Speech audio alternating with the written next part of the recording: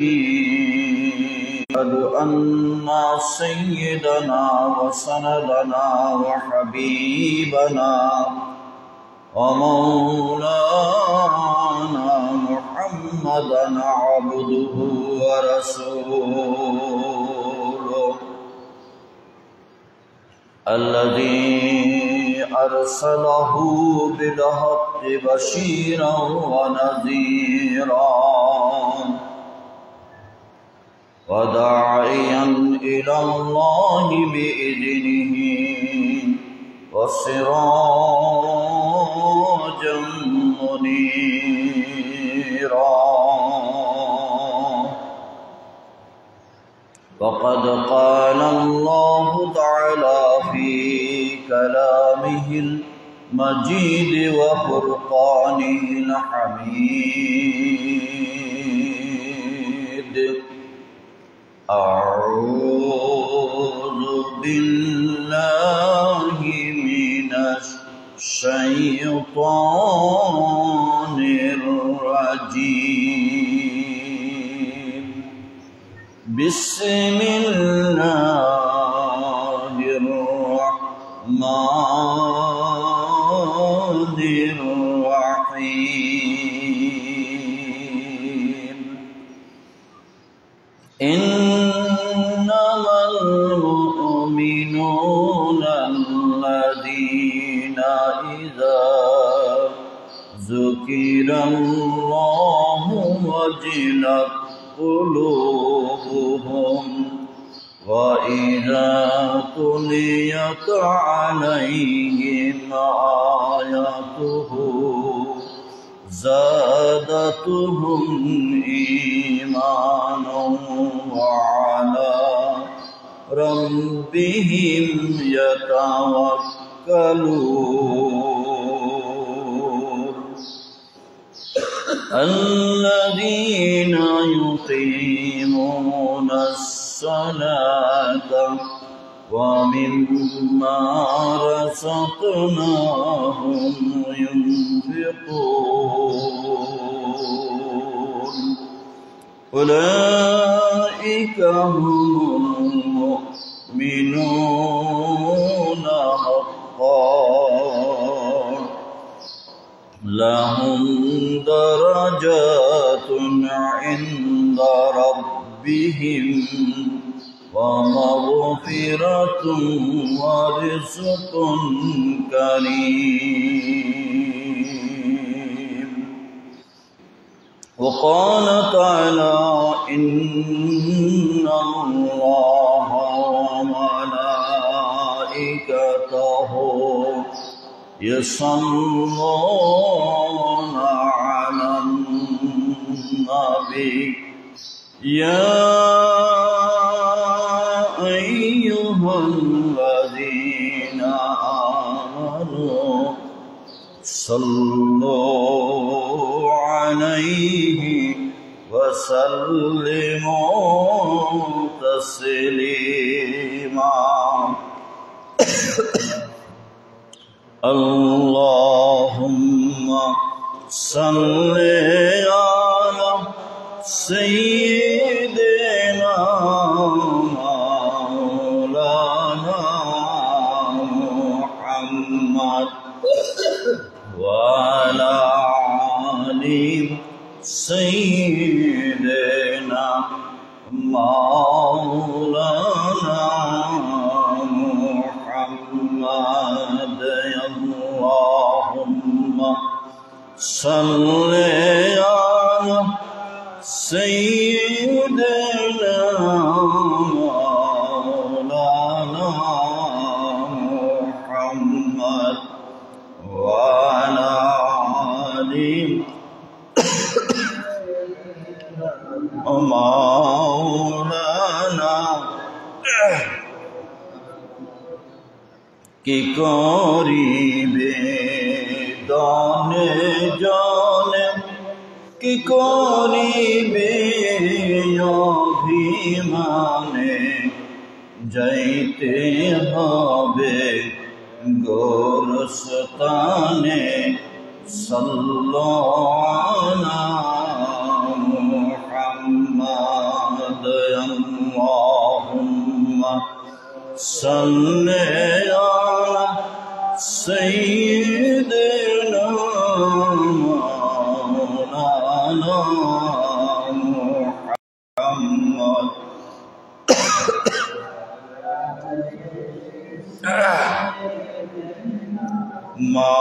मौलाना मुहम्मद की करीबे दाने जाने की करीबे अहंकारे जाइते हबे गोरस्ताने सल्लल्लाहु अला मुहम्मद अल्लाह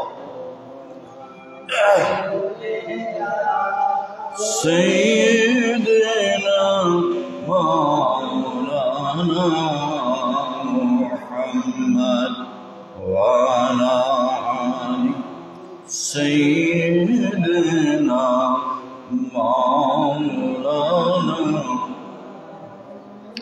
ए दुनियाय नबीर जन्न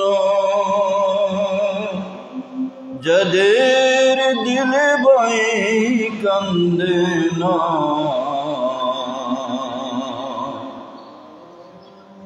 রোজ হাসরে তারা বাইজন নবীর দেখা পাবে না আল্লাহুম্মা সাল্লি আলা सय्यिदना मौलाना मुहम्मद व अला आलि सय्यिदना मौलाना मुहम्मद बना वला बिकमालिही कशफ दुजा बिजमालिह हसनत जमीउ खिसालिह सल्लु अलैहि वालिहि या रहमतन लिल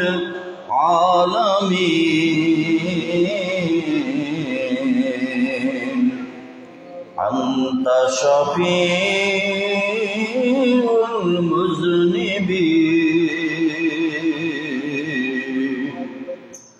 अकरिम लना यौमल हज़ीन फदलन वजूदन वल करमी बलगन उला बिकमालिही कशफत दुजा बिजमालिही हसनत जमीउ खिसालिही सल्लु अलैहि वालिही अकबादुना मजरूहतुन मिन सैफी हिज्रिल मुस्तफा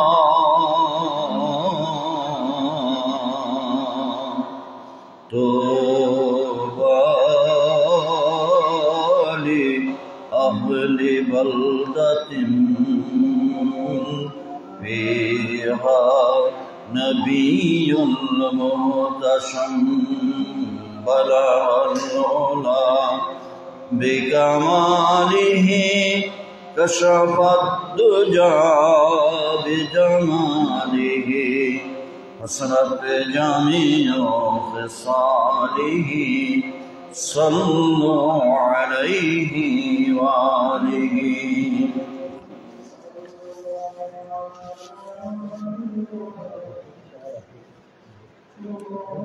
सम्मानित বাইতুল আমান জামে মসজিদের ইমাম সাহেব মুয়াজ্জিন সাহেব, মুরব্বিয়ান, মুসল্লিয়ানে কেরাম, যুবক ভাইয়েরা, পর্দার আড়ালের মা ও বোনেরা, দূরের এবং কাছে, পবিত্র রমজানুল মুবারকের সিয়ামুন নাহার, কিয়ামুল লাইল, ঈদুল ফিতর আদায়ের পরে আজকে এই প্রথম জুমায় আমরা যারা উপস্থিত হতে পেরেছি, যারা কোরআনের আলোচনা শোনার জন্য অংশগ্রহণ করতে পেরেছি, সকলেই বলি আলহামদুলিল্লাহ। সবাইকে কাছের এবং দূরের মুসলিম উম্মাহ ভাই বোনেরা, স্নেহের ছাত্রছাত্রীবৃন্দ, যুবক ভাই, সবাইকে মোবারকবাদ, সবাইকে ধন্যবাদ ও শুভেচ্ছা জানিয়ে আজকে এই শাওয়াল চাঁদের প্রথম জুমাবার পবিত্র রমজানুল মুবারকের পরে আমরা মসজিদে আসতে পেরেছি। আল্লাহ তাআলা আমাদেরকে তৌফিক দিয়েছে। পবিত্র রমজানুল মুবারকের দ্বারা যা হাসিল হয়েছে, যেটা আল্লাহ রাসূল সাল্লাল্লাহু আলাইহি ওয়াসাল্লাম বলেছেন, এবং আল্লাহ তাআলার যে ইচ্ছা যে আমাদেরকে আল্লাহওয়ালা বানাইতে চান, মুত্তাকি বানাইতে চান, খাঁটি ইমানদার বানাইতে চান, সিয়ামের দ্বারা, কিয়ামের দ্বারা, সিয়ামুন নাহার, কিয়ামুল লাইলের দ্বারা। এটা হয়েছে কিনা আজকে আমরা প্রত্যেকের মাপকাঠি দিয়ে আমরা মাপ। এটা যদি অর্জন হয়ে থাকে তাহলে আজকের এই জুমাবারে মসজিদে আসতে ভালো লাগবে, আগে আসতে মনটা চাইবে যে আগে চলে যায়, এবং এখানে দীর্ঘক্ষণ বসে থাকতে ভালো লাগবে, মসজিদে ইবাদত করতে ভালো লাগবে, তাড়াতাড়ি যাইতে ভালো লাগবে না। এটা হলো একটা পরীক্ষা, আমার কলবে এটা মহাব্বত তৈরি হয়েছে কিনা। যদি তৈরি হয়ে থাকে তাহলে রোজা, সিয়ামুন নাহার, কিয়ামুল লাইল আমরা কাজে লাগছে। আর যদি দেখা যায় যে রোজার আগেও আমি মসজিদে পরে আসছি, গেছি খুব তাড়াতাড়ি, বাজারে সময় দিয়েছি বেশি, দোকানে সময় দিয়েছি বেশি, গপ আড্ডায় সময় কেটেছে বেশি, আবার রমজানের পরে একই রকম, তাহলে বোঝা গেল যে রোজা, সিয়ামের দ্বারা আমার অন্তরের কলবের কোনো পরিবর্তন হয় না। এটা অন্যের কাছে যাইতে হবে না যে আল্লাহ আমারটা কবুল করছে কিনা, আল্লাহ পাক জানে। কিন্তু আল্লাহ পাক জানে যেটা আল্লাহ আমাদেরকেও জ্ঞান দিয়েছেন, বিবেক দিয়েছেন, বুদ্ধি দিয়েছেন, যে আমরাও বুঝতে পারি যে আল্লাহ তাআলা আমাকে ভালোবাসেন কিনা, আমারটা কবুল করেছেন কিনা। আজকে যে আয়াতে কারিমা পাঠ করেছি, আয়াতে 5টা বৈশিষ্ট্যের কথা আলোচনা করা হয়েছে, প্রকৃত মুমিনের পরিচয় দেওয়া হয়েছে। এই প্রকৃত মুমিনের পরিচয়টা আমাদের মধ্যে আছে কিনা আমরা প্রত্যেকে বিবেক দিয়ে চিন্তা করব। আমি প্রাসঙ্গিক আলোচনা করব না, সরাসরি কোরআনে কারিমে চলে যাচ্ছি, আমার সাথে পড়েন। আউযু বিল্লাহি মিনাশ শাইতানির রাজিম। বিতাড়িত মরদুদ শয়তানের ওয়াসওয়াসা হতে মহান আল্লাহ তাআলার নিকট আশ্রয় প্রার্থনা করছি। শয়তান এখন শিকলাবদ্ধ নয়, বড় শয়তান সহ সব শয়তান এখন খোলা। এই কারণে শয়তান থেকে বেশি বেশি ভালো চাইতে হবে। বিসমিল্লাহির রহমানির রহিম। পরম করুণাময়, অসীম দয়ালু আল্লাহ তাআলার নামে শুরু করছি। ইন্নামাল মুমিনুনা আল্লাযীনা ইযা যুকিরাল্লাহু ওয়াজিলাত কুলুবুহুম। নিশ্চয় একমাত্র মুমিন হচ্ছে তারা, একমাত্র মুমিন হচ্ছে, প্রকৃত মুমিন হচ্ছে তারা, ইযা যুকিরাল্লাহু ওয়াজিলাত কুলুবুহুম, তাদের সামনে আল্লাহর কথা বলা হলে, আল্লাহর জিকির করা হলে তাদের কলবটা কেঁপে উঠে, কাঁপতে থাকে আল্লাহর ভয়ে। আল্লাহর কথা বললে, আল্লাহর কথা স্মরণ করলে কলবের মধ্যে কম্পন শুরু হয়ে যায়। وَإِذَا تُلِيَتْ عَلَيْهِمْ آيَاتُهُ, যখন তাদের সামনে কোরআনের আয়াত তেলাওয়াত করা হয়, যাদাতুহুম ঈমানা, তাদের ঈমান বেড়ে যায়। কোরআনের আয়াত তেলাওয়াত করলে কি বেড়ে যায়? ঈমান বেড়ে যায়। ঈমান বাড়া মানে ভালো কাজ করতে আগ্রহ সৃষ্টি হয়। ওয়া আলা রাব্বিহিম ইয়াতাওয়াক্কালুন, এই সব মুমিনেরা তাদের রবের উপর সকল সময় সর্বক্ষেত্রে ভরসা করে, তাওয়াক্কুল করে। আল্লাযীনা ইউকিমুনাস সালাতা, এরা নামাজ কায়েম করে, সালাত কায়েম করে। ওমিম্মা রাযাকনাহুম ইউনফিকুন, এবং আমি যা দিয়েছি তার থেকে আমার পথে খরচ করে। পাঁচটা। এক নম্বর হচ্ছে আল্লাহর কথা স্মরণ করলে কলব কেঁপে ওঠে। 2 নম্বর কোরআন তেলাওয়াত করলে ঈমান বৃদ্ধি হয়। 3 নম্বর আল্লাহর উপর ভরসা করে। 4 নম্বর সালাত নামাজ কায়েম করে। 5 নম্বর আমার পথে খরচ করে। এই 5টা কাজ যারা করে এরা হলো প্রকৃত মুমিন, প্রকৃত ঈমানদার। আল্লাহ বলেছে কেমন মুমিন এটা আল্লাহ বলেছে।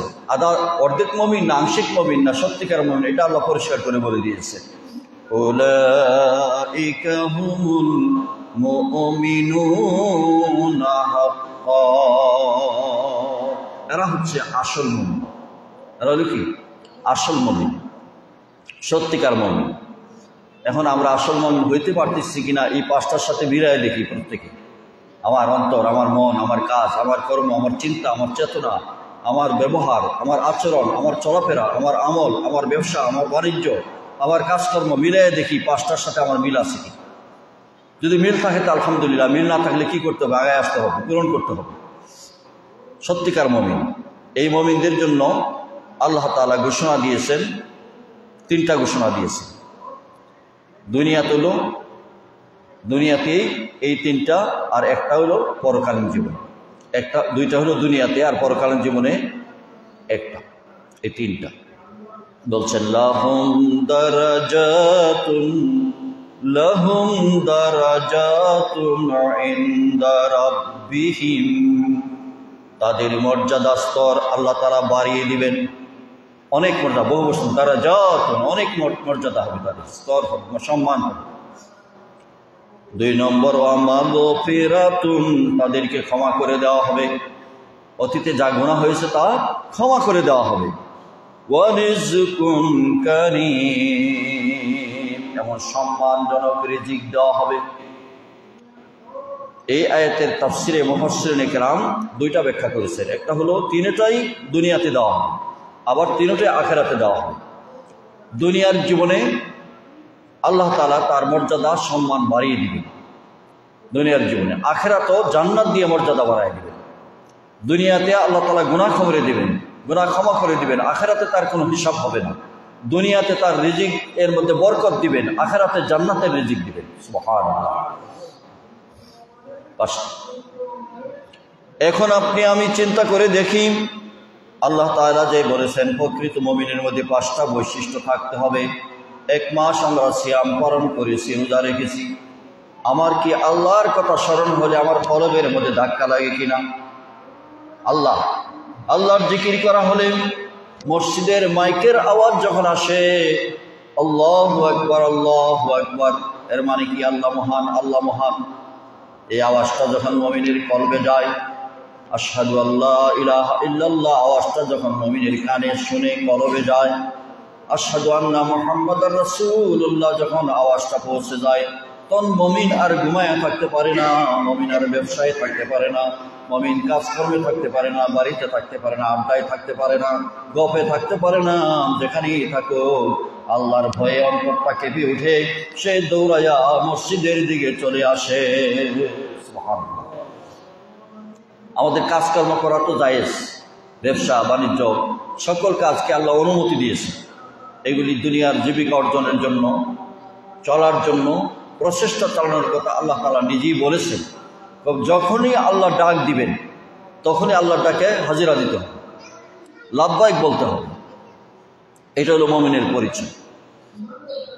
মুমিনের পরিচয় যদি আমার মধ্যে তৈরি হয়ে যায়, প্রকৃত মুমিনের বৈশিষ্ট্যগুলি, তাহলে বুঝবো যে 1 মাস সিয়াম আমার কাজে লাগছে, 1 মাস কিয়াম আমার কাজে লাগছে। এটা আমার দেহের মধ্যে, শরীরের মধ্যে, অন্তরের মধ্যে ফিট হয়েছে। আর যদি দেখা যায় না এরকম হয় নাই, মসজিদে আসে, সময় কাটে না, খালি তাড়াতাড়ি চলে যেতে মন চায়। দেখেন রাস্তাতে আসার সময় অনেক ছেলেরা রেডি মোবাইল নিয়ে বসে আছে, এরা কি সময়ের হিসাব করবো যে কমে যে কইতে যাইতেছে? রাত্রে যখন মোবাইল টিপে তখন রাত কয়টা বাজে হিসাব করবে? না, হিসাব করবে। মোবাইল টিপার মধ্যে সময়ের হিসাব নাই, কিন্তু মোবাইল পকেটও থাকুক আর বাড়ির থাকুক, মসজিদে আসছে তখন সময় দেখবে, সময় ইমাম সাহেব 2 মিনিট বাড়ায় নিচ্ছে, সময় দেখবে যে সময় নিয়ে চলে যাচ্ছে, যে টাইমে দেওয়া হয়েছে, এটা মসজিদে এসে সময় দেখবে। এভাবে প্রত্যেকটা মানুষের ব্যাপারেই দেখা যায় আমাদের অনেকেরই বেশি অংশ মানুষের মসজিদে আসলে সময় যাইতে চায় না, বেশি হয়ে গেছে, নামাজের টাইমটা লম্বা হয়ে গেছে, ওয়াজ বেশি হয়ে গেছে, এত সময় কেন? মসজিদে ভালো লাগে না, মসজিদের মন বসতে চায় না।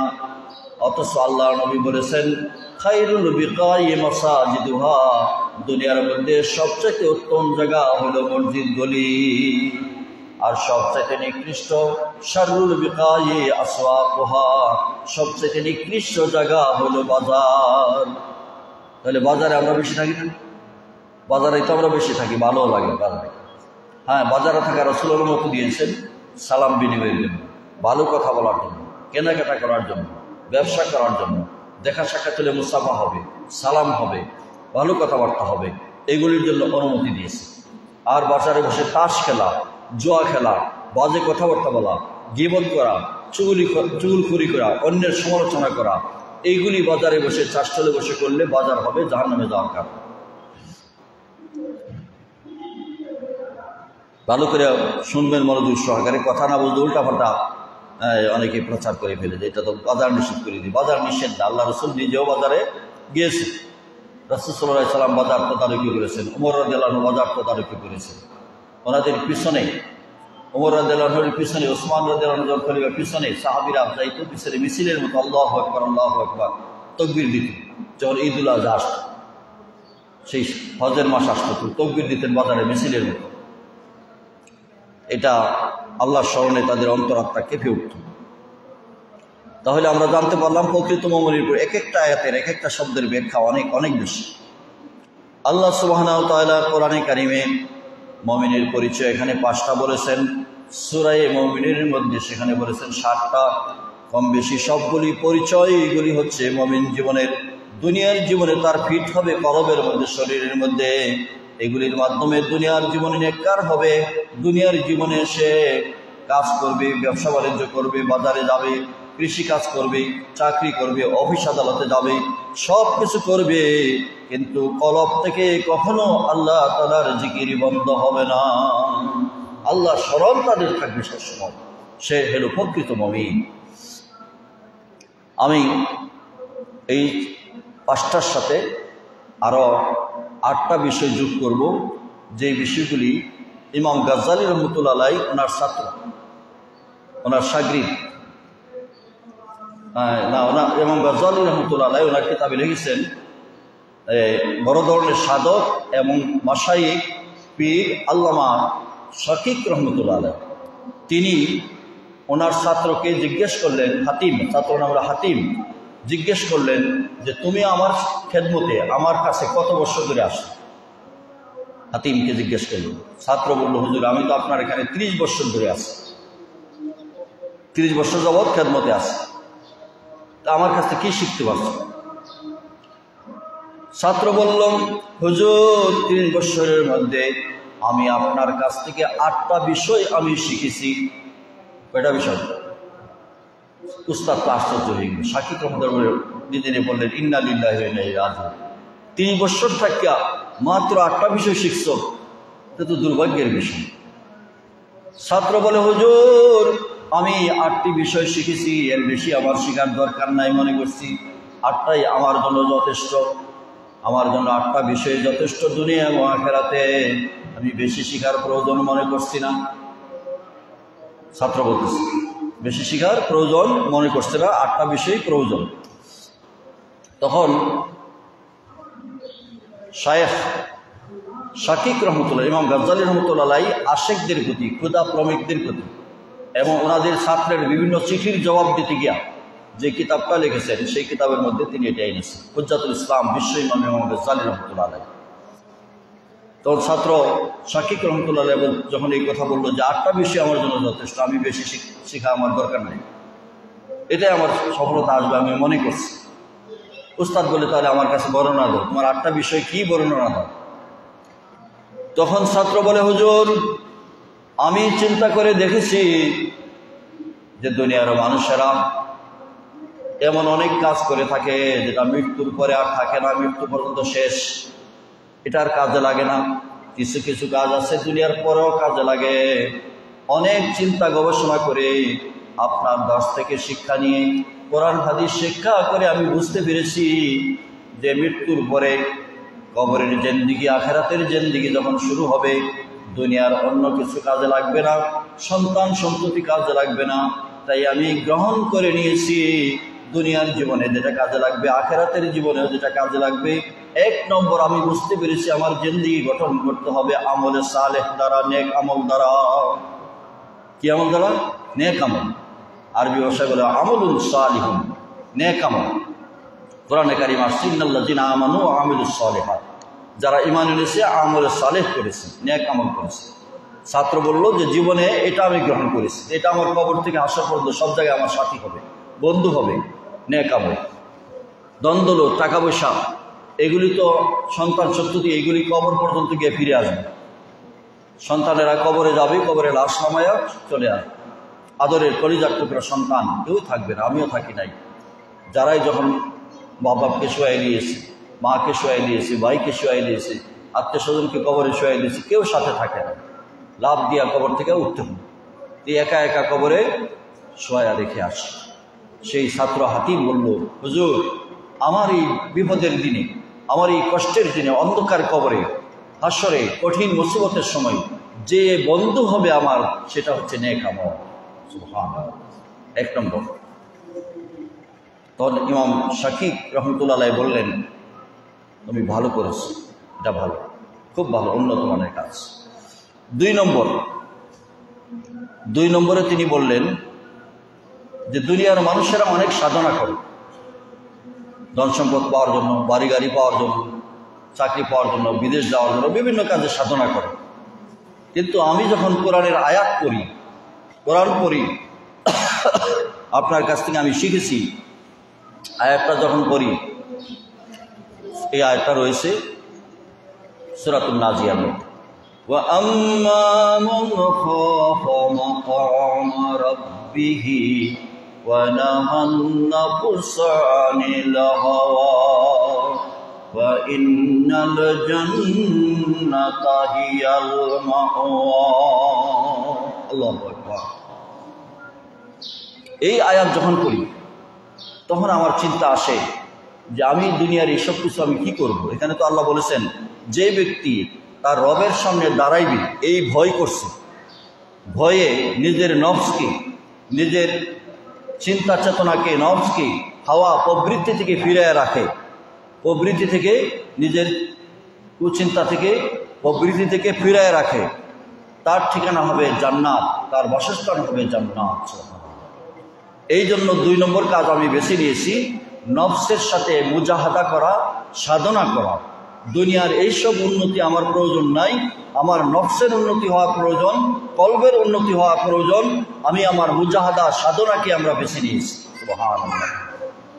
এই কথা যখন উস্তাদ শুনলেন, উস্তাদ তখন বললেন, বারাকাল্লাহু আলাইকা, বারাকাল্লাহু আলাইকা। এর মানে কি, তোমার প্রচেষ্টার মধ্যে আল্লাহ তাআলা বরকত দান করুন।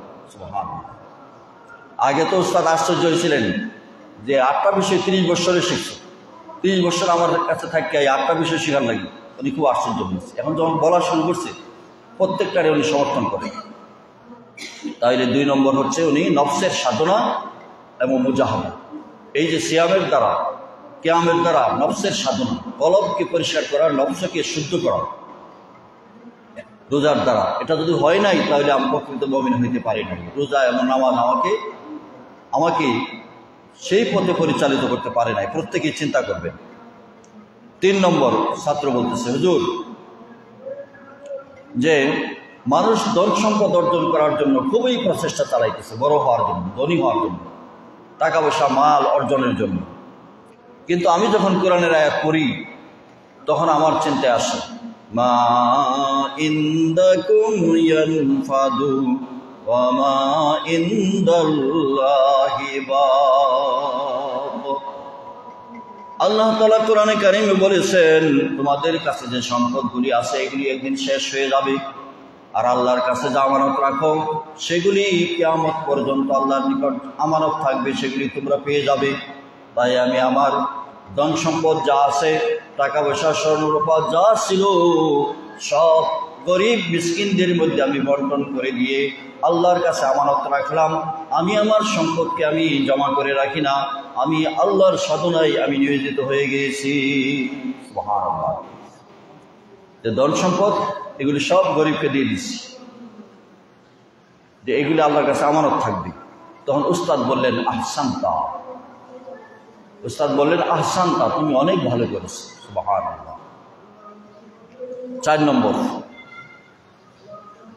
উস্তাদ কে বলতেছে, হুজুর আমি দুনিয়ার মানুষকে দেখি বংশ, ধন সম্পদ, বংশীয় গৌরব, ক্ষমতার গৌরব, নেতা হওয়ার গৌরব, বংশের গৌরব মানুষ করে থাকে, মনে করে বংশের দ্বারা সে মর্যাদাবান, ক্ষমতার দ্বারা মর্যাদাবান, সম্মান অর্জন করে, প্রেসিডেন্ট হইলে, প্রধানমন্ত্রী হইলে, দেশ পরিচালনা করলে, তারপরে বংশের দ্বারা বংশের পরিচয় দেয় মর্যাদা হওয়ার জন্য। এই সব পরিচয় আমি কোরআন পড়ে বুঝতে পেরেছি, এগুলি দুনিয়ার মানুষ বলতে পারে, আল্লাহর দরবারে বংশের পরিচয় কোনো কাজে লাগবে না। ভূয়া বংশ, চৌধুরী বংশ, বিভিন্ন দরজে বংশ আছে, এগুলি আল্লাহর দরবারে কাজে লাগবে না। তিনি কোরআন শোনাইলেন, ইন্না আকরামাকুম ইনদাল্লাহি আতকাকুম। আল্লাহ তাআলা বলেন, নিশ্চয় তোমাদেরকে, আকরামাকুম, তোমরা সম্মানিত মর্যাদাবান হবে আল্লাহর নিকট সেই ব্যক্তি যিনি আল্লাহর কাছে অধিক তাকওয়াবান, আল্লাহকে যে অধিক ভয় করে সেই আল্লাহর কাছে মর্যাদাবান। সে হতে পারে দুনিয়ার মুসিক, জুতা সেলাই করে, হতে পারে ঝাড়ুদার, ছোট কাজ করে দুনিয়াতে, কিন্তু আল্লাহর নিকট অনেক মর্যাদাবান। সুবহানাল্লাহ। রাসূলের জীবনের ইতিহাসে, সাহাবায়ে কেরামের জীবনের ইতিহাসে আল্লাহর নবী হাবশী গোলাম, কালো, নিগ্রহ, ক্রীতদাস বিলাল রাদিয়াল্লাহু আনহুকে মসজিদের, মদিনার জাতীয় মসজিদের ইমাম বানিয়ে দিয়েছে। সুবহানাল্লাহ। আল্লাহ তাআলা কাছে এই মর্যাদা, তাকওয়া, মুত্তাকি যদি হওয়া যায় তাহলে তার মর্যাদা আল্লাহর কাছে বেশি। এটা আমি বেছে নিয়েছি। আমি মুত্তাকি হইতে চাই, তাকওয়াবান হতে চাই। আমার বংশের গৌরবের প্রয়োজন নাই, সম্পত্তির গৌরবের প্রয়োজন নাই, আমার ক্ষমতার প্রয়োজন নাই, নেতা হওয়ার প্রয়োজন নাই। আমি চাই আল্লাহ তাআলা আমাকে ভালোবাসবে, আমি আল্লাহকে ভয় করব, ভালোবাসবো। সুবহানাল্লাহ। বুঝে আসছে কথাটা? রমজানে আল্লাহ এরকম মুত্তাকি বানাইতে চান, রোজাদার, লাআল্লাকুম তাত্তাকুন আল্লাহ বলেছে। তাহলে কয়টা গেল? 1, 2, 3, 4। 5 নম্বর, ছাত্র বলতেছে, হুজুর আমি দেখতে পাচ্ছি দুনিয়ার মানুষ একে অপরের প্রতি দুশ্মনী করে, ক্ষমতার জন্য, অর্থ সম্পদের জন্য বিভিন্ন কারে হিংসার বশবর্তী হয়ে একজন আরেকজনকে দুশ্মন বানায়, শত্রু বানায়। এটা হিংসার থেকে আসে। এটা কিসের থেকে আসে? হিংসা থেকে। আপনি বড় হয়ে যেতেছেন, পাশের বাড়ি আরেকজন এটা সহ্য করতে পারেন, মনে করে যে সে বড় হয়ে যেত আমার থেকে। এটা এখানে তার কোনো লাভ নাই, কিন্তু এই যে মনের মধ্যে হিংসা তারে ওইদিকে আগায় দেয়, তারে ক্ষতি করার জন্য, সে যাতে বড় হইতে না পারে। এটা একটা জাহালত। এই জাহালতের ইমাম গাজ্জালী এটাও বলেছেন যে এই জাহালতটা, হিংসা যার বেশি, তারে যদি বুঝাইতে যান, বুঝাইলে মনে করবো তার হিংসা আরও বাড়বে, তার হিংসা আরও বৃদ্ধি হবে। আপনি সুন্দর কথা বলতেছেন, সে মনে করবে যে আমার ক্ষতি করার জন্য আসছে। তখন এই কারণে উনি বলেছেন, হিংসুক যারা, তাদেরকে আল্লাহর উপর ছেড়ে দেন, আল্লাহ তার হেদায়েত তকদিরে থাকেন, তার সাথে লাগালাগি করবেন না, তার হেদায়েত করার চেষ্টা করলেও কাজ হবে না। হিংসুক ভালো কথা বললেও, যুক্তি দিয়ে কথা বললেও সেটা হিংসার কারণে সেটা গ্রহণ করতে পারবে না, মনে করবে আমার ক্ষতি করার জন্য আসছে। বুঝছেন? এই জন্য তিনি বলতেছে, ছাত্র বলতেছে, হিংসার কারণে একে অপরকে দুশ্মন বানাইতেছে, পরস্পরের সম্পর্ক বিনষ্ট হইতেছে। কিন্তু আমি কোরআন পড়ে জানতে পেয়েছি, আল্লাহ বলেছেন, কোরআন পড়ে আমি জানতে পেয়েছি, নাহনু কাসামনা বাইনাহুম মাঈশাতাহুম ফিল হায়াতিদ দুনিয়া। আল্লাহ বলছেন আমি তোমাদের মধ্যে দুনিয়ার জীবনে চলার জন্য সম্পদ আমি বন্টন করে দিয়েছি, দুনিয়ার জীবনে কিভাবে চলবে তা আমি বন্টন করে দিয়েছি। কেউ হিংসা করলে কমাইতে পারবো না, হিংসা করে বাড়াইতে পারবো না। এই কারণে আমি মানুষের সাথে সদাচরণ, হিংসা না করা, মানুষের সাথে ভালো ব্যবহার করা, এটাকে আমি বেছে নিয়েছি। আমি কাউকে হিংসা করব না, কারোর সাথে খারাপ আচরণ করব না। সে যদিও খারাপ আচরণ করে, যে যদিও আমার হিংসা করে, এরপরেও তাকে আমি দুশ্মন বানাইব না, তাকে আমি হিংসা করব না, তার সাথে ভালো ব্যবহার করব। এটা ছাত্র বলতেছে, হাতিম রাহিমাহুল্লাহ তিনি বলতেছে। তখন এই কথা শুনে ইমাম শাকির রহমতুল্লাহ তিনি বললেন, আহসানতা, তুমি উত্তম কাজ করতেছো, ভালো কাজ করছো। 6 নম্বর বলতেছে, উস্তাদ এই যে দুশ্মনী দুনিয়ার জীবনে একে অপরকে মার্ডার করেছেন, তাই করে মেরে ফেলে ক্ষমতার জন্য, জমিনের জন্য মারামারি করে মার্ডার করে ফেলে, একে অপরকে দুশ্মন বানায় মারামারি করে, এই কাজগুলি করে কিন্তু শয়তান। এই কাজগুলি করে কে? শয়তান। শয়তানকে আল্লাহ তাআলা বলেছেন, ইন্নাশ শাইতানা লাকুম আদুউন ফাত্তাখিযুহু আদুওয়া। নিশ্চয় শয়তান হচ্ছে তোমাদের চির দুশ্মন, আর শয়তানকে তোমরা দুশ্মন হিসাবে গ্রহণ করো। শয়তানকে দুশ্মন হিসাবে গ্রহণ করো। মানুষ তোমার দুশ্মন না, একে অপর তোমার দুশ্মন বানায় না। এক মুসলমান আরেক মুসলমানকে দুশ্মন বানায় না, এক মুসলমান আরেক মুসলমানকে তুমি বন্ধু বানাও, দুশ্মন বানাইও না। দুশ্মন বানানোর কাজটা করে এলো ইবলিস, শয়তান। তিনি বলতেছেন, হুজুর আমি চিন্তা করেছি যেহেতু শয়তান আমাদের আসল দুশ্মন, এই জন্য কোরআনের কারিমের আরেকটা আয়াত তিনি পড়ে শোনাইলেন। উস্তাদকে শোনাইতেছেন ছাত্র। আল্লাহ তাআলা কোরআনে কারিমে জানিয়ে দিয়েছেন সূরা ইয়াসিন, আলাম আহাদ ইলাইকুম ইয়া বানি আদমা আল্লা তা'বুদুশ শাইতানা ইন্নাহু লাকুম আদুউম মুবিন ওয়া আনি'বুদুনি হাযা সিরাতুম মুস্তাকিম। আল্লাহু আকবার। এই আয়াতের শোনায় বলতেছে, হুজুর আল্লাহ তো বলেছেন আলাম আহাদ ইলাইকুম, আমি কি তোমাদেরকে আদেশ করি নাই, আমি কি তোমাদেরকে নির্দেশ দেই নাই? কি হে আদম সন্তানেরা, আমি কি তোমাদেরকে নির্দেশ দেই নাই? আল্লাহ তা'বুদুশ শাইতান, তোমরা শয়তানের ইবাদত করবে না, শয়তানের ইবাদত দাসত্ব করবে না। ইন্নাহু লাকুম, নিশ্চয় সে অর্থাৎ শয়তান, আদুউম মুবিন, শয়তান তোমাদের চরম প্রকাশ্য দুশ্মন। ইবাদত দাসত্ব কার করবে এটা বলে দিয়েছেন। আনি'বুদুনি, আমার দাসত্ব করবে, আমার ইবাদত করবে। হাযা সিরাতুম মুস্তাকিম, এটা হচ্ছে সরল সঠিক পথ, আমার ইবাদত করা, শয়তানের না। শয়তানের ইবাদত ওই মারামারি কাটাকাটি করা, মানুষের মধ্যে হিংসা বিদ্বেষ সৃষ্টি করে দুশ্মনী করা, এগুলি হচ্ছে শয়তানের ইবাদত। তিনি বলতেছেন আমি শয়তানকে দুশ্মন বানিয়েছি।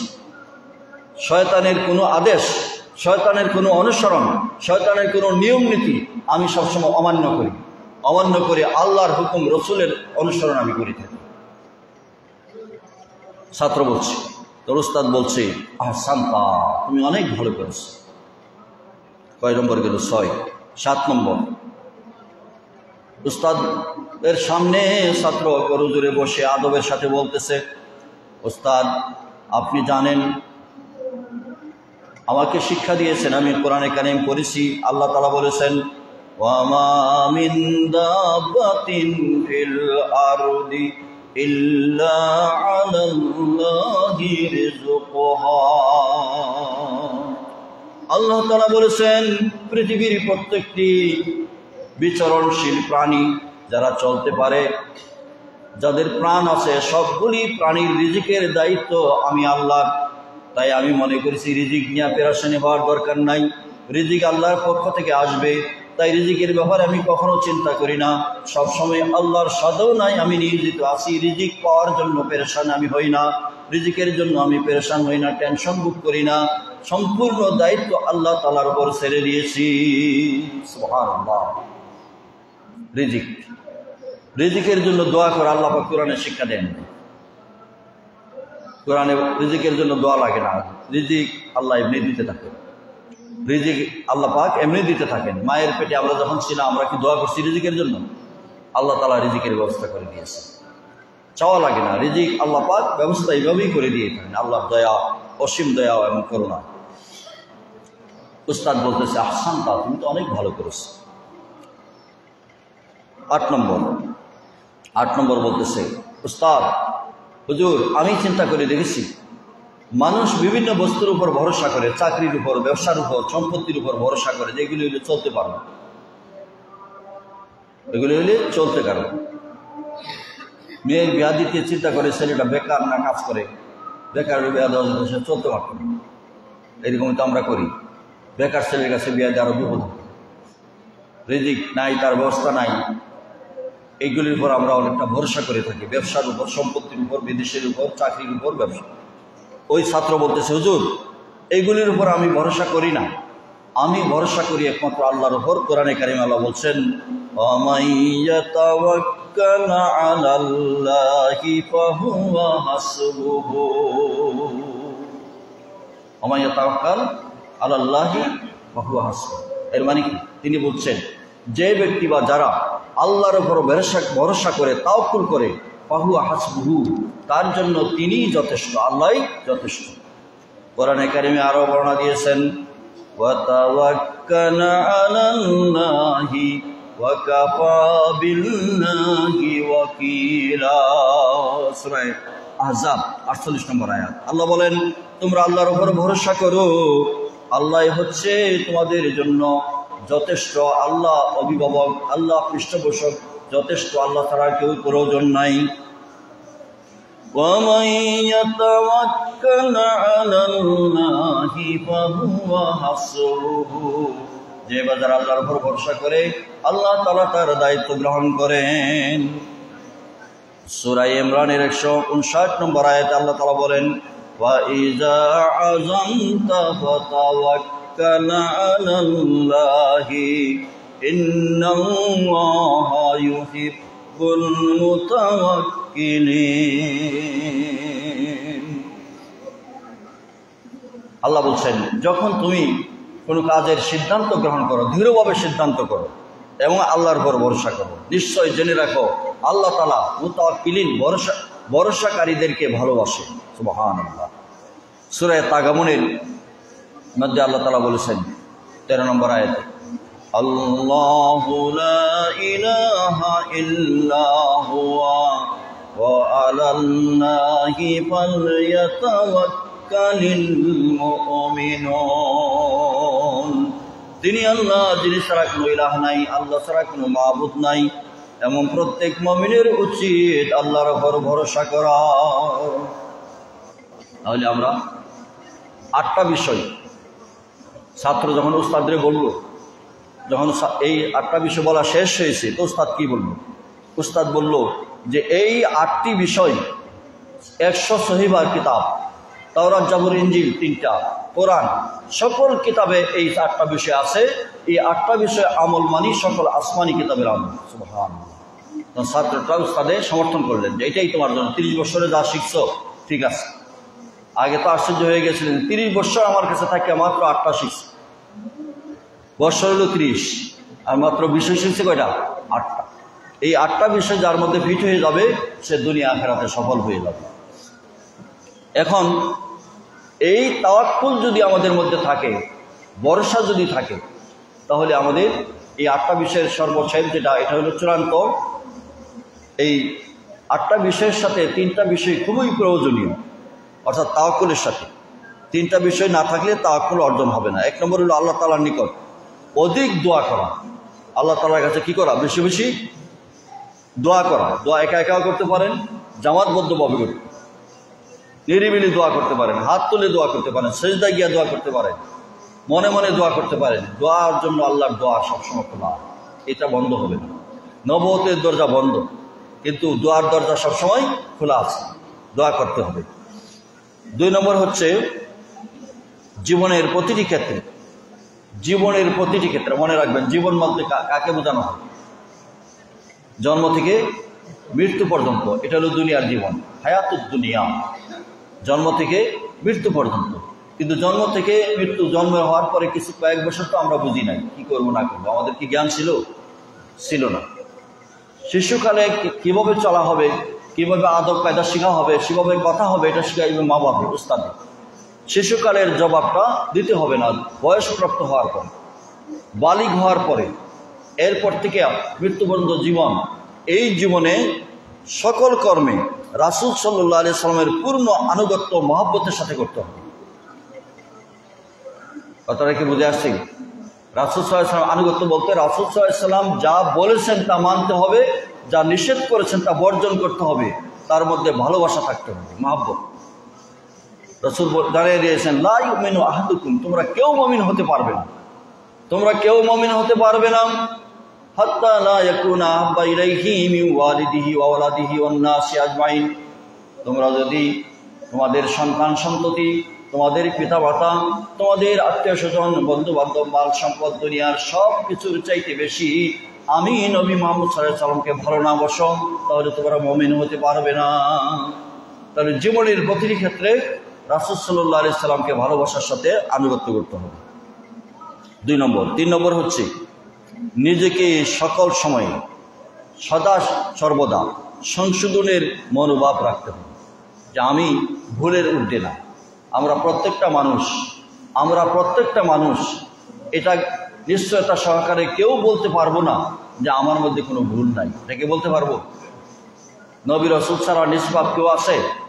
নিষ্পাপ, যে কোনো পাপ নাই, ভুল নাই, এরকম আমরা এখানে কেউ আসেনি? নাই। তাহলে সকলের মধ্যেই কম বেশি কি আছে? ভুল আছে।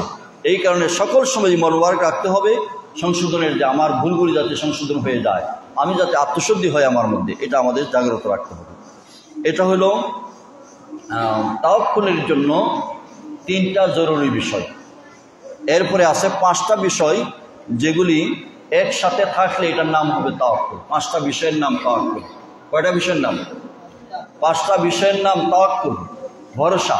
কোরআনে কারিমে ইমাম গাজ্জালী রহমতুল্লাহ আলাইহি যেটা লেখেন, 1 নম্বর সর্বদা আমাদেরকে সব সময় দেহকে ইবাদতে মগ্ন রাখা, শরীরকে ইবাদতে মগ্ন রাখা, ইবাদত ছাড়া কোনো সময় যাতে কেটে না যায়। তাহলে কীভাবে? ঘুমাইলে ইবাদত কীভাবে হবে? পেশাব পায়খানা গেলে ইবাদত কী হবে? ব্যবসার দোকানে বসে থাকলে ইবাদত কীভাবে হবে? তারপরে বাহিরে রাস্তা দিয়ে হাঁটলে ইবাদত কীভাবে হবে? এগুলি ইবাদত কেমনে হবে? হ্যাঁ, এগুলি সব ইবাদতে পরিণত হবে যদি রাসূলের তরিকায় আমরা ব্যবসা করি, রাসূলের তরিকায় আমরা ঘুমাই, রাসূলের তরিকায় যদি পেশাব পায়খানায় যাই, রাসূলের তরিকায় যদি মসজিদে আসি, রাসূলের তরিকায় পরিবার পরিচালনা করি, সন্তান পরিচালনা করি, রাসূলের তরিকায় কথা বলি, রাসূলের তরিকায় চলাফেরা করি, সবগুলি ইবাদতে পরিণত হয়ে যাবে। বলেন সুবহানাল্লাহ। 2 নম্বর কলব, অন্তরকে সবসময় আল্লাহমুখী রাখা, কলবকে আল্লাহর দিকে সব সময় জাগ্রত রাখতে হবে। কলবের মধ্যে যাতে আর কিছু না বসতে পারে, শয়তান বসতে না পারে, হিংসা বসতে না পারে, গীবত বসতে না পারে, অশ্লীলতা, বেহায়াপনা এগুলি বসতে না পারে। সবসময় কলবকে আল্লাহর দিকে রুজু রাখতে হবে, আল্লাহর দিকে ফিরিয়ে রাখতে হবে, সবসময় আল্লাহমুখী হয়ে থাকতে হবে। 3 নম্বর হচ্ছে তাকদীরের প্রতি বিশ্বাস করা। ভালো মন্দ যাই হোক, তাকদীরের প্রতি বিশ্বাস রাখতে হবে। সবসময় নিশ্চিত থাকতে হবে আমার তকদিরে যা আছে তা আল্লাহ পাক দিবেন। তকদিরের প্রতি দৃঢ় বিশ্বাস রাখতে হবে, তকদির আমার আল্লাহ তাআলা জানেন, এটা ভালো করে বিশ্বাস করতে হবে। 4 নম্বর আল্লাহ তাআলা সম্পর্কে, আল্লাহ তাআলা আমাদের রব। 4 নম্বর আল্লাহ তাআলা আমাদের যে রব, এই বিষয়ে সবসময় আমাদের চেষ্টা থাকতে হবে যে আল্লাহ যাতে আমাদের প্রতি সন্তুষ্ট থাকে, আল্লাহ যাতে আমাদের প্রতি রাজি থাকে, এই বিষয়ে সবসময় প্রচেষ্টা চালাইতে হবে। আল্লাহর মর্জি খেলাফ আমরা কিছু করতে পারবো না। 5 নম্বর আল্লাহ তাআলার পক্ষ থেকে যদি কিছু নিয়ামত আসে, হালাল উপায়ে টাকা আসে, স্বর্ণ আসে, সম্পদ আসে, ছেলে শিক্ষিত হয়, মেয়ে শিক্ষিত হয়, তার উন্নতি হয়, পরীক্ষার রেজাল্ট ভালো আসে, এই সব হালাল উপায় যেগুলি আসে সেগুলির জন্য শুকরিয়া আদায় করতে হবে আল্লাহ। কার শুকরিয়া আদায় করতে হবে? আল্লাহ। আর যদি কিছু না পাওয়া যায়, আল্লাহ কিছু দিতেছে না, চাওয়ার পরে বা চেষ্টা করার পরে হইল না, তার এই সময় ধৈর্য ধারণ করতে হবে, সবর করতে হবে। এই পাঁচটা যদি একসাথে থাকে, পাঁচটার নাম হলো তাওয়াক্কুল। পাঁচটার নাম কি? তাওয়াক্কুল। সময় আমাদের, যারা মসজিদে এখনও বাহিরে রয়েছেন তাড়াতাড়ি চলে আসেন। যে গুরুত্বপূর্ণ বিষয় এগুলি সবসময় আলোচনা আসে না। যখন এই রমজানের পরে আমাদের রমজানের দ্বারা আত্মশুদ্ধি হয়েছে কিনা, কলম তৈরি হয়ে গেছে, এটা প্রত্যেকের বিচার বিশ্লেষণ করবে না, আত্মসমালোচনা করবে। তাওয়াক্কুলের জন্য উৎস হলো চারটা। তাওয়াক্কুলের উৎস যেখান থেকে তাওয়াক্কুল আসবে, যেমন পানির উৎস হলো সাগর। পানির উৎস কোথায়? সাগর থেকে পানি আল্লাহ তাআলা টেনে, বাতাসে টেনে তুলে লক্ষ লক্ষ টন তুলে যেখানে যা প্রয়োজন সেখানে বৃষ্টি বর্ষণ করা। আর সাগরের পানির স্রষ্টাকে আল্লাহ তাআলা। বিজ্ঞানীরা এতটুকু বলে, অনেক বিজ্ঞানীরা এতটুকু বলে, এরপরে আর বলে না। এরপরে যদি বলতো তাহলে আস্তিক হয়ে যেত, নাস্তিক বিজ্ঞানী। তাহলে এরকম তাওয়াক্কুল কোত্থেকে আসবে, উৎস কোথায়? এক নম্বর হলো আল্লাহ তাআলার গুণ। আল্লাহ, আল্লাহু এই শব্দটা হলো ইসমে জাত। এই আল্লাহ শব্দের মধ্যে আল্লাহর পরিচয় নাই। আল্লাহর শব্দের আল্লাহর পরিচয় জানতে হবে কোথায় থেকে? আল্লাহর পরিচয় জানতে হবে, আল্লাহর গুণবাচক নাম, সিফতি নাম আছে। আল্লাহর কি আছে? গুণবাচক নাম আছে। সূরা ফাতিহার মধ্যে যেমন প্রথমে শুরু হয়ে যায় রাব্বুন সিফতি নাম, আর রহমান সিফতি নাম, আর রহিম সিফতি নাম, মালিক ইয়াউমিদ্দিন মালিক সিফতি নাম। আল্লাহর পরিচয় দিয়েছেন। সমস্ত প্রশ্ন সে আল্লাহর জন্য, যিনি বিশ্ব জগতের সমস্ত জগৎ সময়ের রব। রব একটা পরিচয়, রহমান একটা পরিচয়, রাহিম পরিচয়, মালিক পরিচয়। এভাবে আল্লাহর গুণবাচক নাম থেকে আল্লাহকে জানতে হবে, আল্লাহকে চিনতে হবে। আল্লাহ দয়ালু, আল্লাহ করুণাময়, আল্লাহ অধিপতি, বিচার দিনের মালিক, আল্লাহ লালন পালনকারী, বিশ্বের সবাইকে আল্লাহ পাক লালন পালন করেন। এইসব পরিচয় জেনে আল্লাহর প্রতি পূর্ণ ঈমান আনতে হবে, তাওয়াক্কুল করতে হবে। আসবে তখন আল্লাহর উপর ভরসা। আল্লাহ যদি সকল কিছু করতে পারে, মুমিনের এই বিশ্বাস আসে, তখন তাওয়াক্কুল হয়ে যাবে। দুই নম্বর হচ্ছে আল্লাহ তাআলার উপর বিশ্বাসটা নড়বড়ে হলে হবে না, যে আল্লাহ করবে কি করবে এমন না। এই আল্লাহকে চেনার পরে বিশ্বাস হইতে হবে মজবুত। একেবারে শহীদ করে দিলে, গলা কাটলেও আল্লাহর প্রতি বিশ্বাসটা নষ্ট হবে। মারলে, গলা কাটলে, জেলে দিলে, পানিতে ফেলে দিলে, আগুনে ফেলে দিলেও আল্লাহর প্রতি বিশ্বাস যেটা আছে সেটা কখনো নষ্ট হবে না, এটা মজবুত হবে, আরো বাড়বে মুমিনের। তিন নম্বর হচ্ছে মানুষ, আমরা প্রত্যেকেই আমাদের নিজের অক্ষমতা, আমরা যে অক্ষম, আমরা যে দুর্বল, আমরা যে জয়ীফ, এটা সবসময় আল্লাহর কাছে স্বীকার করা। আমরা অক্ষম, আমরা দুর্বল। মানুষকে দুর্বল করে, অক্ষম করে সৃষ্টি করা হয়েছে, কিন্তু বুদ্ধি দিয়া সকলের সাথে সেরা বানিয়ে দেওয়া হয়েছে। সুবহানাল্লাহ। তাহলে আল্লাহ তাআলা সামনে আমাদেরকে দুর্বলতা স্বীকার করতে হবে। তিনটা। চার নম্বর হচ্ছে তাওয়াক্কুলের ব্যাপক তাৎপর্য যেগুলি আছে সেগুলি পড়াশোনার মাধ্যমে, আলোচনার মাধ্যমে ভালো করে জ্ঞান লাভ করতে হবে। জ্ঞান লাভ করতে হবে যে তাওয়াক্কুল কাকে বলে, তাওয়াক্কুলের ব্যাখ্যা কি। আল্লাহ নবীর সাহাবী রাসূল সাল্লাল্লাহু আলাইহি ওয়াসাল্লামকে প্রশ্ন করেছেন, ইয়া রাসূলুল্লাহ, আমার এই ঘোড়া বেঁধে রেখে তাওয়াক্কুল করব না ছাইরা দিয়া তাওয়াক্কুল করব? ঘরের দরজা খোলা রেখে তাওয়াক্কুল করব না ঘরের দরজা বন্ধ করে তাওয়াক্কুল করব? আল্লাহ নবী বলছেন, ঘোড়া বাইন্দা পরে তাওয়াক্কুল করব, দরজা বন্ধ করে তাওয়াক্কুল করব। তারা আমাদেরকে যে দায়িত্ব দেওয়া হয়েছে সেই দায়িত্ব পালন করে আল্লাহর প্রতি ভরসা করতে হবে। তাদেরকে বুঝে আসছে যে সংক্ষিপ্ত কথা, অনেক ব্যাখ্যা, তাওয়াক্কুল সম্পর্কে অনেক আয়াত, অনেক হাদিস রয়েছে, সেগুলির দিকে আমি যাচ্ছি না। একটা ছোট্ট উদাহরণ, ঈমান দীপ্ত হওয়ার জন্য, ঈমান তাজা হওয়ার জন্য। আমরা জানি যে রাসূল সাল্লাল্লাহু আলাইহি সাল্লাম থেকে সরাসরি যারা দ্বীন শিখেছেন, প্র্যাকটিক্যাল দ্বীন শিখেছেন, দ্বীন জেনেছেন, তারা হচ্ছেন সাহাবায়ে কেরাম রিদওয়ানুল্লাহি তাআলা আলাইহিম আজমাইন। সমস্ত সাহাবায়ে কেরাম যারা রাসূল সাল্লাল্লাহু আলাইহি সাল্লামের চেহারা দেখেছেন, রাসূল সাল্লাল্লাহু আলাইহি সাল্লামের জবান থেকে কথা শুনেছেন, প্র্যাকটিক্যাল ঈমান দ্বীন শিখেছেন, সেই সাহাবীদের মধ্যে একজন, যিনি হচ্ছেন শুধু যুদ্ধের জন্যই সময় কাটিয়ে দিয়েছেন, যে তিনি হচ্ছেন আল-হাদরামী রাদিয়াল্লাহু তাআলা। যখন আবু বকর সিদ্দিক রাদিয়াল্লাহু তাআলা খলিফা হইলেন, তখন দলে দলে মানুষ ইসলাম ত্যাগ করা শুরু করল। দলে দলে মানুষ ইসলাম ত্যাগ করা শুরু করলো। অনেক লোক ইসলাম ত্যাগ করেছে। সৈনিকদেরকে 10টা ভাগে ভাগ করে নেতা বানিয়ে দিলেন। 11 নম্বর আরেকটা দল গঠন করলেন, সেই দলের নেতা হইলেন আল হাদরামি রাদিয়াল্লাহু তাআলা। বাহরাইন যুদ্ধের জন্য ওনার সেনাপতি বানাইলেন। বাহরাইন এলাকায় মুরতাদদের আগে আশ্রয় নিয়েছে। সংক্ষেপে বলছি, বাহরাইন বিজয় করেছেন, মুরতাদদেরকে পরাজিত করেছেন, অনেককে হত্যা করেছেন। বাকি রয়ে গেছে একটা জায়গা, যে জায়গাটার নাম হচ্ছে দারিন দ্বীপ, সাগরের অপর পারে দারিন দ্বীপ। সেই দ্বীপে গিয়া মুরতাদরা আশ্রয় নিয়েছে। মুরতাদরা চিন্তা করেছে যে আরবের মরুবাসীরা এই সমুদ্র পাড়িয়ে দিতে পারবে না, তাদের নৌকা নাই, জাহাজ নাই, এদের সাহস নাই, সাগরকে ডরায়, অতএব আমরা শান্তিতে এখানে থাকতে পারবো। দারিন দ্বীপে গিয়ে আশ্রয় নিয়েছে। হযরত আল হাজরামি সিদ্ধান্ত নিয়েছে, সৈনিকদেরকে, সাহাবায়ে কেরামদেরকে বলতেছে, আমি একটা সিদ্ধান্ত নিয়েছি, তোমরা কোনো প্রশ্ন করতে পারবে না। ওই সাগর পাড়ি দিয়ে দারিন দ্বীপে গিয়ে মুরতাদদেরকে আমরা শাস্তি দিব, তাদের নিশ্চিহ্ন করব। এটা প্রশ্ন করার সুযোগ নাই। কিভাবে সমুদ্র বের হবো, নৌকা কোথায়, জাহাজ কোথায়, এগুলি প্রশ্ন করা যাবে না। তোমরা তো জানো আল্লাহ তাআলা মরুভূমির মধ্যে যিনি মিষ্টি পানির ব্যবস্থা করে দিয়েছেন, সেই বাহরাইন যাওয়ার সময় মরুভূমির মধ্যে উট যখন হারিয়ে গিয়েছিল, লাফালাফি করছিল, উটগুলিকে আল্লাহ তাআলা আবার আমাদের কাছে ফিরিয়ে দিয়েছিলেন, ঘোড়াগুলি আমাদের কাছে ফিরিয়ে দিয়েছিলেন। সেই অবস্থা তো তোমরা জানো, যে আল্লাহ আমাদেরকে মরুভূমির মধ্যে মিষ্টি পানির ব্যবস্থা করে দিয়েছেন, হারানো উট পালকে ফিরিয়ে দিয়েছেন, সেই আল্লাহ তাআলা সাগর পাড়ি দেওয়ার ব্যবস্থা করবেন।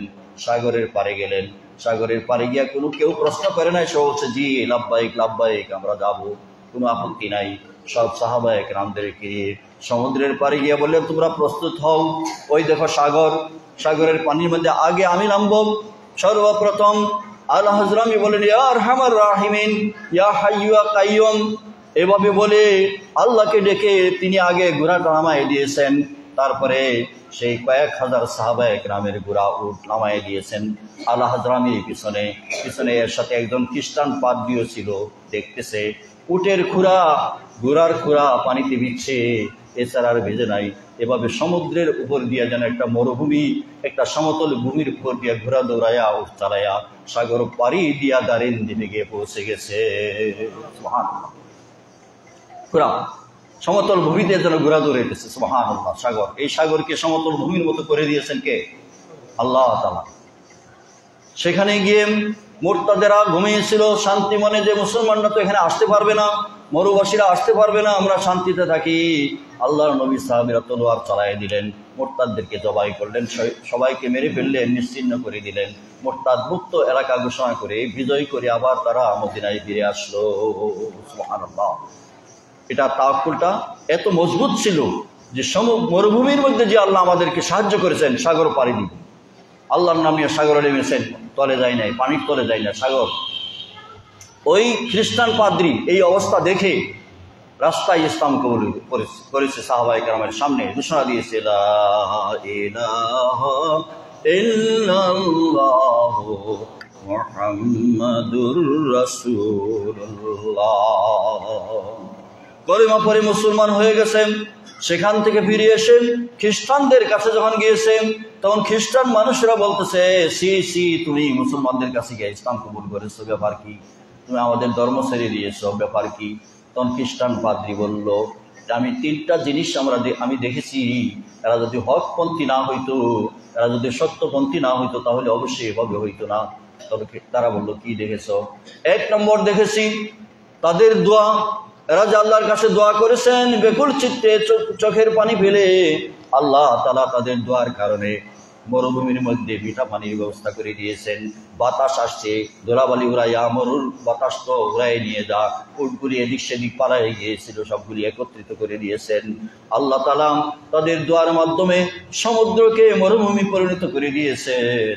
আল্লাহ তাআলা সেই মুরতাদদের সৈনিক অনেক ছিল, তাদের বিরুদ্ধে সাহাবায়ে কেরামরা যখন যুদ্ধ চালিয়েছে, তারা অস্ত্র ধরে সেই মুজাহিদদের মোকাবেলায় টিকতে পারে নাই, তারা পরাজিত হয়েছে। এই দৃশ্য ফেরেশতা দিয়ে সাহায্য করেছেন আল্লাহ তাআলা। আল্লাহ তাআলা পানি দিয়ে সাহায্য করেছেন, আল্লাহ যারা অস্ত্র দিয়ে সাহায্য করেছেন, সমুদ্রকে মরুভূমি দিয়ে সাহায্য করেছেন। এরা যদি সত্যপন্থী না হইতো, এরা যদি হকপন্থী না হইতো, তাহলে এটা হতো না। তাই আমি বিশ্বাস করলাম মুহাম্মদ সাল্লাল্লাহু আলাইহি সাল্লাম যে দিন নিয়ে এসেছেন, ইসলাম নিয়ে এসেছেন, এটাই হলো হক। এই জন্য আমি বলেছি, লা ইলাহা ইল্লাল্লাহু মুহাম্মাদুর রাসূলুল্লাহ সাল্লাল্লাহু আলাইহি ওয়াসাল্লাম। এই জন্য আমাদের তাওয়াক্কুল, ভরসা বাড়াইতে হবে। আমি প্রথম দিকে বলেছি যে প্রত্যেকেই নিজে প্রশ্ন করবেন, অন্য মানুষকে নয়। এই যে 8টা বৈশিষ্ট্য ছাত্র আর উস্তাদের কোরআনে কারিমে রয়েছে, মানুষকে নয়, অন্য মানুষে কি করলো, অন্য মানুষে কি দোষ করলো, তাদের বদনাম বলার প্রয়োজন নাই। আমার মধ্যে দোষগুলি আছে কিনা, আমি যে আরেকজনের দোষ চর্চা করতেছি, এই দোষগুলি আমার মধ্যে আছে কিনা। যদি আমার মধ্যে থাকে তাহলে আরেকজনের দোষ আমি কিভাবে আলোচনা করি? কি বলেন? আমার মধ্যে দোষগুলি যদি থাকে তাহলে আরেকজনের মধ্যে আমি আরেকজনের দোষের আলোচনাটা কিভাবে করি? আমারটা তো আগে সংশোধন হওয়া প্রয়োজন, আমারটা সংশোধন হওয়া প্রয়োজন। রমজানের আগে রোজার মাসের ব্যাপারে আল্লাহ নবী যেখানে বলেছেন, মাল্লামে দাখাউলা যুরি ওয়াল আমাল বিহি ফালাইসা লিল্লাহি হাজাতুন আইয়াদা তাআমাহু ওয়া শারাবাহু মুত্তাফাকুন আলাইহি। আল্লাহর দরবারে কবুল হবে না জুর, কাউলুজ জুর, আমলুজ জুর, মিথ্যা কথা, মিথ্যা সাক্ষী, অশ্লীল কাজ, মিথ্যা কাজ, এগুলি করলে পরে আল্লাহর দরবারে রোজা কবুল হবে না। যদি রমজানের আগেও আছে, এখনও যদি থাকে, তাহলে বুঝতে হবে আমাদের রোজা আল্লাহর আরশ পর্যন্ত পৌঁছে নাই। প্রত্যেকে আমাদের নিজের দোষকে সংশোধন করব। হ্যাঁ, ছেলে মেয়েদেরকে, যুবকদেরকে, কৃষকদেরকে মাতা পিতা মুরব্বীরা সংশোধন করবেন, তাদের আদব কায়দা শিক্ষা দিবেন, আদবের জন্য, তাদের গঠন হওয়ার জন্য তাদেরকে শিক্ষা দিবেন। দোষগুলি চর্চা করে বুঝায় শোনায় তাদেরকে সংশোধন করতে হবে। কিন্তু তাদের দোষ অন্য জায়গায় সমালোচনা করে, অন্য জায়গায় কথা বলে তাদেরকে সংশোধন করা যাবে না। অন্য জায়গায় তাদের বিরুদ্ধে কথা বললে সংশোধন করা যাবে না। সংশোধন করতে হবে সামনাসামনি বসে, তাদেরকে সামনাসামনি কথা বলে তাদেরকে চরিত্র গঠন করতে হবে। আর মুরব্বীরা, যুবকেরা একজন আরেকজনের বিরুদ্ধে গীবত চর্চা করবেন না। গীবত নিজের মধ্যে যে দোষ আছে এটা আরেকজনের মধ্যে আছে, আমার মধ্যে যদি থাকে, আপনার দোষ যদি আমি আলোচনা করি, এটা মারাত্মক অপরাধ। কিয়ামতের দিন আল্লাহ তাআলা যখন ওইটা ধরবেন, দুনিয়ার জীবনের এই অপরাধের জন্য টাকা পয়সা দিলে হবে না, সেখানে স্বর্ণ দিলে হবে না, সেখানে মাপ চাওয়ার সুযোগ নাই। সেখানে আপনার আমার আমল নামা থেকে যার দুষ্টটি আলোচনা করা হয়েছে, নেক নিয়ে যাবে, নেক নিয়ে আপনার নেক কমায় দেওয়া হবে, তার নেক বাড়ায় দেওয়া হবে। যার সমালোচনা করেছেন, যার দুশ্মনী করেছেন, হিংসা করেছেন, যার ত্রুটি আলোচনা করেছেন, আপনার নেক দিয়া তার নেকি বেশি হয়ে যাবে। আল্লাহ তাআলা তাকে জান্নাতি বানায় দিবে। আমার নেক দিয়া যার দুষ্টুটি আলোচনা করিস তাকে জান্নাতি বানায় দিবেন। এই কাজটা আমরা কেন করব? বিশ্ববিখ্যাত ইমাম হাসান আল বসরি রাহিমাহুল্লাহ, তিনি হাদিসের ইমাম, ফিকার ইমাম। তিনি এক বাড়িতে মিষ্টি নিয়ে গেলেন। কোনো কিছু আত্মীয় লাগে না, কিছুই লাগে না, মিষ্টি নিয়ে ওনার হাদিয়া নিয়ে গেলেন যে আপনার জন্য নিয়ে আসছে, আপনি আমার আসল বন্ধু, আপনি আমার আসল বন্ধু। উনি আশ্চর্য হয়ে গেছে, কেমনি আসল বন্ধু? বন্ধু এই জন্য যে কিয়ামতের দিন আপনি কাজে লাগবেন, অন্য কেউ কাজে লাগবেন। যে আপনি যে অন্য জায়গায় দুষ্টুটি আমার আলোচনা করেছেন, কিয়ামতের দিন আপনার নেকি আমারে দেওয়া হবে, সেদিন আপনি আমার বন্ধু। আর যাদের নেকি দেওয়া হবে না, এরা তো আমার বন্ধু না। অতএব এই জন্য আপনার জন্য খুশি হয়ে আমি মিষ্টি নিয়ে এসেছি। বলে সুবহানাল্লাহ। তখন যখন ওই ব্যক্তি যখন বুঝতে পেরেছে, তখন এই গীবত করা, দুষ্টুটি আলোচনা করা উনি জীবনের জন্য বাদ দিয়ে দিয়েছে। সুবহানাল্লাহ।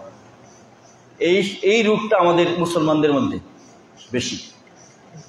কি বলেন, বেশি কিনা না কম? দুষ্টুটি আলোচনা করা। বড় লোক যেভাবেই হোক, মালদার যেভাবেই হোক, সন্তান সন্ততি শিক্ষিত হোক, যেগুলি যেভাবেই হোক, এগুলি আরেক জায়গায় আলোচনার প্রয়োজন নাই। আমি পারলে ওনার ত্রুটিটা সংশোধন করার জন্য পারস্পরিক বসে আমি আলোচনা করতে পারি যে আপনার এই ত্রুটিগুলি সংশোধন হওয়ার দরকার, আমরা একসাথে চলি, আপনি আমাদের ভাই, আপনি আমার ভাতিজা, চাচা, আমরা যদি দুষ্টুটিগুলি সংশোধন করি তাহলে আমার পরিবার, সমাজ সুন্দর হবে। এটা অন্য জায়গায় গীবত চর্চা করা যাবে না, চুগলখড়ি করা যাবে না, হিংসা নেক আমলকে জ্বালায় দেয়। এখন তো বিল্ডিং সব বাঁশের পিলার আর নাই, বাঁশের খুঁটি নাই। বাঁশের খুঁটির মধ্যে আগে গুণে ধরতো না, গুণে ধরতো, এই গুণে ধরতো, বাঁশটা নষ্ট হয়ে যেত। এরকম আমাদের ইমানের মধ্যে, আমলের মধ্যেও গুণে ধরে এগুলি আমলকে নষ্ট করে দেয়। আমার নামাজ, আমার রোজা, আমার হজ, আমার জাকাত, আমার নেক আমল, দরুদ সালাম যে নেক হয়, এগুলি এই গুণে ধরার মতো। গীবত, চুগলখড়ি, হিংসা বিদ্বেষ, দুশ্মনী, পরস্পরিকাততা, অন্যের গোয়েন্দাগিরি করা, অন্যের দোষ শোনার জন্য ঘরের কাছে দাঁড়ায় থাকা, এগুলি হলো তাজাসসুস, এইগুলি করা। এগুলির মাধ্যমে নামাজ, রোজা, নেক আমল এগুলি বরবাদ হয়ে যায়। এগুলিকে আমরা ছাড়তে পারার চেষ্টা করবো। আমরা সবাই চেষ্টা করব। আল্লাহ তাআলা আমাদের সবাইকে এই নেক আমল করার চেষ্টা দান করুক, আর চেষ্টা করার শক্তি দান করুক। বদ আমল, এই সমস্ত হারাম কাজ থেকে আল্লাহ পাক আমাদেরকে হেফাজত করুক। সবাই বলেন আমিন। আর যুবক কিশোরদেরকে বলবো, কিশোররা আগামী দিনে আমাদের দেশ পরিচালনা করবে, সমাজ পরিচালনা করবে। মুরব্বীদেরকে শ্রদ্ধা, ভালোবাসা। সবাই বলে আমাদের সামনে যে আজকের ছেলেরা, কিশোরেরা মুরব্বীদের কথা শোনে না। তবে আলহামদুলিল্লাহ আপনাদের সামনে বলি না, রামনগরের আপনারা অনেক ভালো, আরও কিছু গ্রামে আমি যাই দেখলাম অনেক ভালো, অনেক জায়গায় খারাপ হয়ে গেছে। যুবকেরা, কিশোররা মুরব্বীদের কথা শোনে না, এটা যাতে না হয়। আপনারা মুরব্বীদেরকে শ্রদ্ধা করবেন, কথা শুনবেন, উস্তাদদেরকে সম্মান দিবেন, আলেমদেরকে সম্মান দিবেন, তাহলে আপনারা মর্যাদা পেয়ে যাবেন। মর্যাদা আরেকজনকে দিলে নিজের মর্যাদা প্রতিষ্ঠিত হবে। আরেকজনের সামনে কর্কশ ভাষা বললে, কটাক্ষ করলে নিজের মর্যাদা কমে যায়। এগুলি হচ্ছে ইবাদত, এগুলি ইবাদত। এই ছেলেরা, কিশোরেরা, এটা কি পারা যাবে? যারা টুপি ছাড়া আসছো, নামাজ পড়ো ঠিক আছে, টুপি অত বেশি দাম না, টুপি নিয়ে আসছে। এটার জন্য আমি কটাক্ষ করতেছি না, তোমাদেরকে দোষী করতেছি না। নামাজ পড়লে হবে, কিন্তু টুপি নিয়ে আইলে ভালো। টুপিটা সুন্নত। টুপিটা কি সুন্নত? টুপি নেওয়া, যদি টুপির কারো কিনতে অসুবিধা হয়, ইমাম সাহেব এটা ব্যবস্থা করে দেবেন, আমিন ভাই ব্যবস্থা করে দেবেন, এরা টুপি ব্যবস্থা করে দেবেন। আর যারা অসুবিধা আছে তাদেরকে টুপির ব্যবস্থা করে দেবেন, যাতে সবাই টুপি কিনতে পারে। পারবেন নি? টুপির ব্যবস্থা করে সবাই টুপি নিয়ে আসবেন। রাসূল সাল্লাল্লাহু আলাইহি ওয়াসাল্লাম কোনো সময় খালি মাথায় নামাজে তো থাকেন নাই, অন্য কোনো সময় খালি মাথায় থাকেন নাই। এই কারণে এটা দায়মি সুন্নত। কথা বলছেন? সুন্নতকে কটাক্ষ করে একটা দল আছে বাংলাদেশে, টুপি লাগতো না, পাঞ্জাবি লাগতো না, দাড়ি লাগতো না, এগুলির নাম ইসলাম না। এগুলি করে ইসলামকে ধ্বংস করে দিতেছে। কোনটার নাম ইসলাম? ইসলামকে সবগুলি একসাথে, সবগুলির নাম ইসলাম। পা থেকে মাথা পর্যন্ত যা আছে, টুপি, দাড়ি, পাঞ্জাবি, সুন্নত নামাজ, ফরজ নামাজ, ওয়াজিব নামাজ, মুস্তাহাব, সালাম, কালাম, আদব, কায়দা, সবগুলির একসাথে ইসলাম বলবে। তাহলে কোনটাকে সাহাবায়ে কেরাম তো কোনোটাকে বাদ দেন নাই, সবগুলি করেছে। সুবহানাল্লাহ। তাই তোমরা দোষী না, নামাজ আসছো, আসবা, টুপি না থাকলেও নামাজ আসবা, নামাজ হবে, এতে মাকরু হবে। নামাজটা ইচ্ছা করে টুপি ব্যবহার না করলে নামাজটা মাকরু হবে। ঠিক আছে? তোমরা কষ্ট হয়েছে না কথা? ছেলেরা কি রাগ করছো? আচ্ছা, আল্লাহ পাক তোমাদেরকে আমরা আশা করি তোমরা আগামী দিনে সমাজ, দেশ পরিচালনা করবা। তোমরা যদি ভালো হও, চরিত্রবান হও, আদর্শবান হও, তাহলে আল্লাহ তাআলা তোমাদেরকে সাহায্য করবেন। এই রামনগর এলাকার যুবকদের মাধ্যমে এলাকার উন্নতি হবে ইনশাল্লাহ। তোমাদের অনুসরণ করে পাশাপাশি যুবকরা যারা, এরাও এটা করতে পারবে। আল্লাহ তাআলা সবাইকে তৌফিক দান, সবাই বলুন আমিন। আস্তাগফিরুল্লাহ, ইন্নাল্লাহা গফুরুর রহিম। আস্তাগফিরুল্লাহ, ইন্নাল্লাহা গফুরুর রহিম। আল্লাহুম্মা সাল্লি আলা সাইয়্যিদিনা মাওলানা মুহাম্মদ ওয়া আলা আলিহি ওয়া আসহাবিহি ওয়া বারিক ওয়াসাল্লাম। আল্লাহুম্মা আমিন। ربنا ظلمنا أنفسنا وإن لم تغفر لنا وترحمنا لنكونن من الخاسرين ربنا فاغفر لنا ذنوبنا وكفر عنا سيئاتنا وتوفنا مع الأبرار আল্লাহ পাক, আয় রব্বুল আলামিন, দীর্ঘক্ষণ কথাবার্তা বলে কোরআনে কারীম থেকে, হাদিস শরীফ থেকে রব্বুল আলামিন যা কিছু বলা হয়েছে ত্রুটি বিচ্যুতি হয়ে তাকে ক্ষমা করে দাও। ভালোগুলি কোরআনের কথাগুলি আমাদের প্রত্যেককে আমল করার তৌফিক দান করো। তার সওয়াব হাদিয়া সোনার মদিনায় নবী পাকের রওজা মুবারকে পৌঁছায় দাও। तमाम দুনিয়ায় যত মুমিন মুমিনাত নরনারী কবরে শহীদ আছে সকলের আরফায়ে সওয়াব পৌঁছায় দাও। আল্লাহ, এই গ্রামের গুরুস্থানে যারা যেখানে শুয়ে আছে, বাপেরা, মায়েরা, চাচা, চাচি, ভাই, বন্ধু, অনেকেই কবর জীবনে তোমার হাবিব বলেছে রমজান মাসে জাহান্নামের দরজা বন্ধ থাকে, জান্নাতের দরজা খুলে দেওয়া হয়। এখন তো রমজান চলে গেছে, আল্লাহ শাওয়াল মাস, রব্বুল আলামিন আমাদের মাতা পিতা, আত্মীয় স্বজন, মুসলমানের জন্য জাহান্নামের দরজা কখনো খুলে দিও না। আল্লাহ, জান্নাতের দরজা চিরস্থায়ীভাবে তাদের জন্য খুলে দাও, জান্নাতের বাগিচা বানায় দাও। রব্বির হামহুমা কামা রব্বায়ানি সগীরা, রব্বির হামহুমা কামা রব্বায়ানি সগীরা, রব্বির হামহুমা কামা রব্বায়ানি সগীরা। আয় আল্লাহ, আয় রাব্বুল আলামিন, আমরা যারা হাত তুলেছি আমাদের জিন্দেগির গুনাহগুলি মাফ করে দাও।